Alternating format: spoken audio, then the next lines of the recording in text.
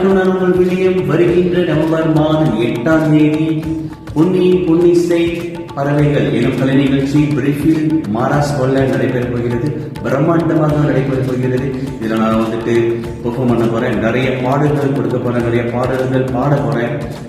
தவறாமல் கலந்து கொள்ளுங்கள். இதில் டிக்கெட் விலை 30 வெள்ளி மட்டும்தான். உங்க எல்லாத்தையும் நான் சந்திக்கிறேன்.